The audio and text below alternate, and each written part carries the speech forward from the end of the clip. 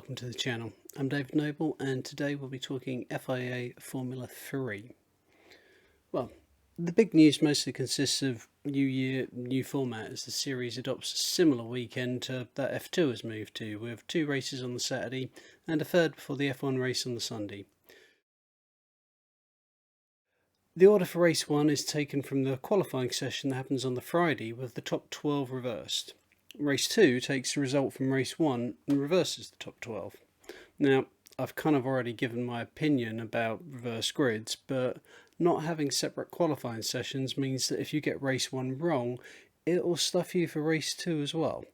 Now, even more so with F3 than F2 because of the sheer size of the grid. So consistency and keeping out of trouble, not meaning to state the obvious, it can really make a big difference over the season. With race 3 on the Sunday, it'll be the same length as the other 2 races, but has a larger points tally and runs in the order of qualifying, so it will be the main race. On the subject of points, 2 points are awarded for the fastest lap of each race if the driver finishes in the top 10, and 4 points are awarded for pole position. The cars are a Dallara chassis paired up with a 6-cylinder 3.4 litre 380 brake horsepower engine, giving a top speed of 300 km an hour or 186 miles per hour in old money, and a 0 to 100 km an hour or 0 to 62 time of 3.1 seconds. And being a modern car and the feeder series to Formula 1, they also feature DRS. With 10 teams and 30 drivers to discuss, it might be where to start, but with F3 there is only one place. Now, were I just going to talk about who I thought will win the championship, I'd end the video right here. The odds of Prema winning in F3 is like the chances of finding a weekday that ends in Y. Prema exists, therefore they will win F3, and realistically that title will probably be won by Dennis Alger. The Red Bull Junior had a strange year last year. He finished like 17th in F3 last year, which kind of doesn't seem like the best preparation for a championship charge. But last year was a difficult season for a lot of drivers, and if you look past his F3 results, his performances in a couple of rounds of Formula Regional European Championship were great. And the previous year he'd finished second to Turbochair in ADAC F4 and won the Italian F4. At Prema, with a year of growth and understanding under his belt, he's in the best place to maximise on it. His closest opposition is likely to be across the garage in the form of Arthur Leclerc, who comes into the season off the back of finishing second in Formula Regional, having finished third in ADAC the year before. Now, you'd expect him to be strong, but whether he can take it to his more experienced teammate is another matter. The third Prema driver, Ollie Caldwell, has been in this situation before. He's referred to rejoining Prema as returning home, having finished third of them in Italian F4 in 2018 and fifth of them in Formula Regional in 2019. Now, last season saw him finishing 16th, and with Prema that clearly provides him with plenty of opportunity to do better, but can he match his more fancy teammates? Now, Trident have form for quietly getting on with it and achieving results that we don't perhaps expect from them. In F2 they're one of the struggle teams, and that can kind of distract from the fact that they've quite often been best of the rest in F3 and GP3 before that. All their drivers are in their second season and all have a point to prove.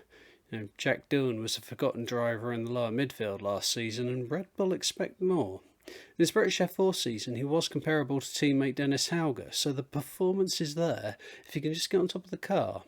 Wins are definitely on the table in this second year, but the question may be whether Trident have enough to take the fight to Prema over a season.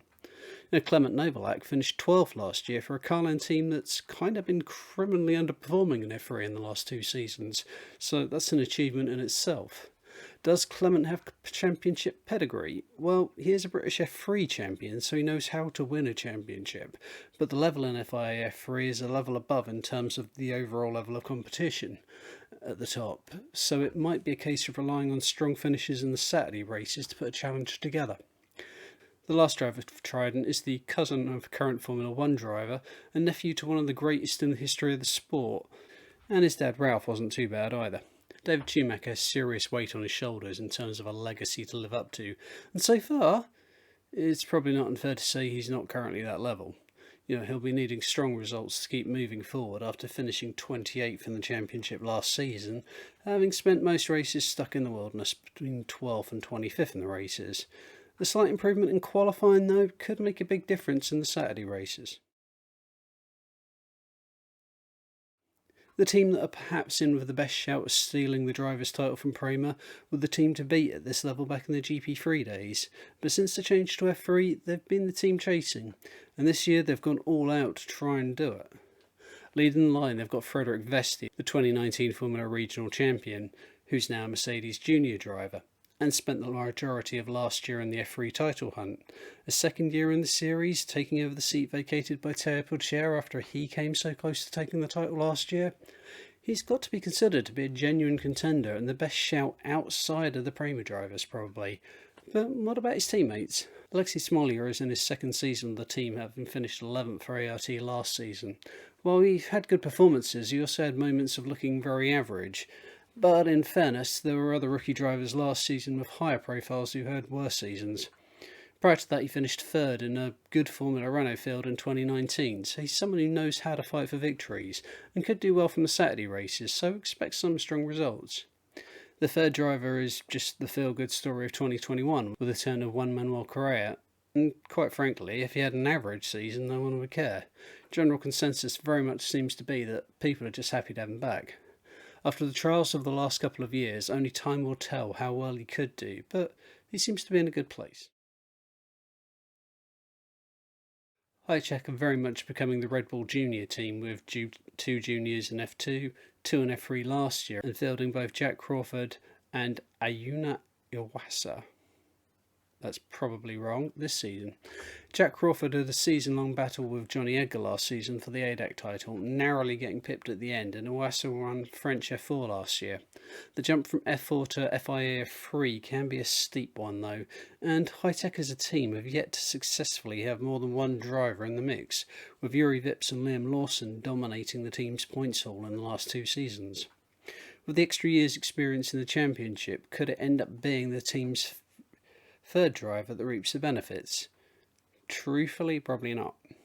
Roman Stanek is the poster child for why I disagree with having more than 24 drivers in a series. I genuinely had to check the bio about what series he'd been racing in last season, and the answer? This one, for Charouz, which means he was basically invisible all year to the point I forgot he was there. Which is the case with so many drivers, and we now have a similar issue in Formula Regional European Championship by Alpine, where the bottom 10 drivers weren't displayed on the screen, so you have no idea what's happening to them. It makes no sense for them being there. Anyway, right over, for now at least. Now, were I going in last season's championship order, I'd be going to HWA Race Labs next, but honestly I think they'll miss the constant point scorer that was Jake Hughes this season, so I might come back to them later. A team who clearly want to be talked about in the same way that people talk about Prema, ART, Dams, possibly Carlin. They're a genuinely decent outfit of a lineup this season that's very exciting. Whether they'll have the resources to take the fight to the better funded teams is another matter, but after watching Formula Renault the last couple of years, the idea of seeing Victor Martins and Caio Collat, who are both Alpine Junior drivers, going head to head in the same team, it's one I'm very much looking forward to. Especially in the reverse grid races, that fight could get spicy, and both have winning pedigree.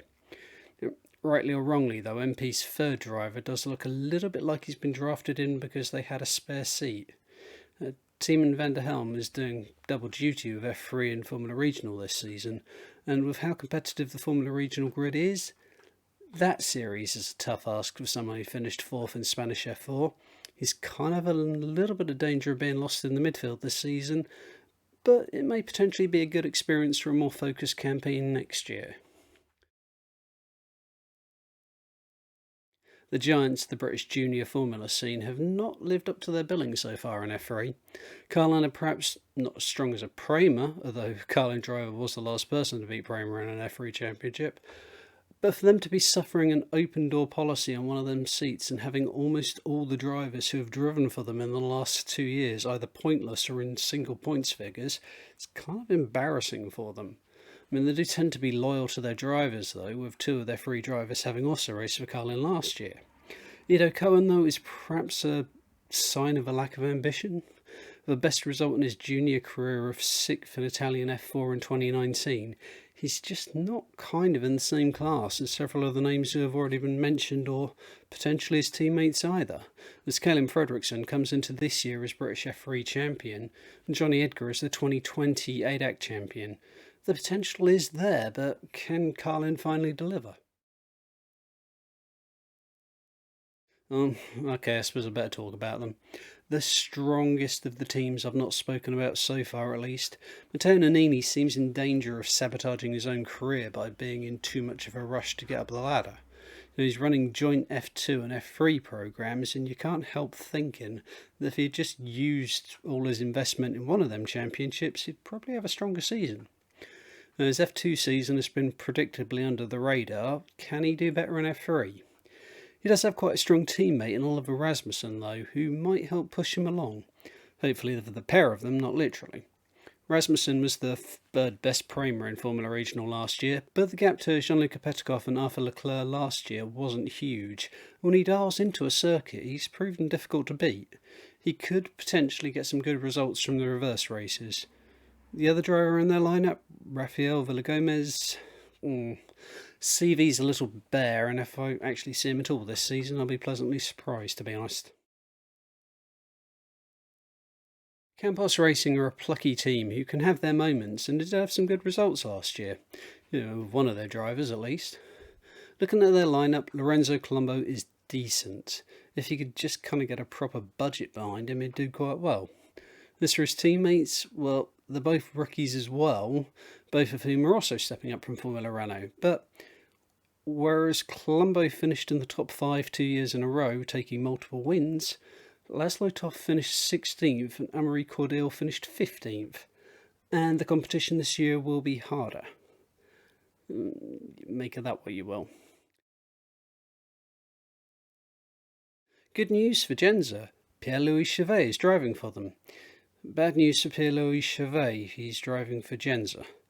Now, credit where it's due, Genza are a proper little racing team who do go out and try to race, but their reputation in recent years and the lack of budget they have means that in the past they've sometimes seemed literally pointless. The only time they've kind of had any screen time was usually when one of their cars was in a wall. Now, Caelan Williams is also driving for them, and is apparently optimistic after a good test, good signs.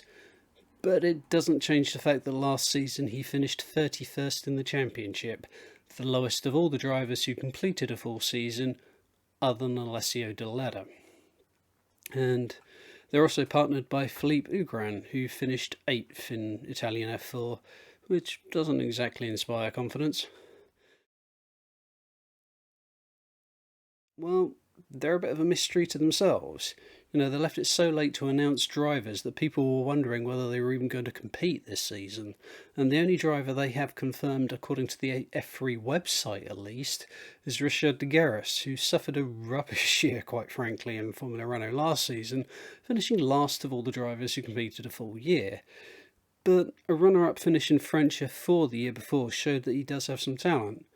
Now, other drivers who are testing for the team include Michael Baloff and the man who was fighting for the championship with Prema last season, Logan Sargent, which is quite honestly insulting to him. But it's a race seat, so I guess he'll kind of take it. Now, the reverse grid going down to 12th place, getting reversed, could shake up the order very much on the Saturday races. And there's certainly no shortage of talented drivers who could gain from that. And if last year was anything to go by, there will be surprises from some drivers and disappointments from others, with plenty we'll hardly see, but the first 15 or so, well, that's going to be hot, and we're all here for that action. Anyway, comment below the video with who you think the real achievers could be this year. Do you think anyone can knock Prema off their perch? Thank you as always for watching, and take care. Bye bye for now.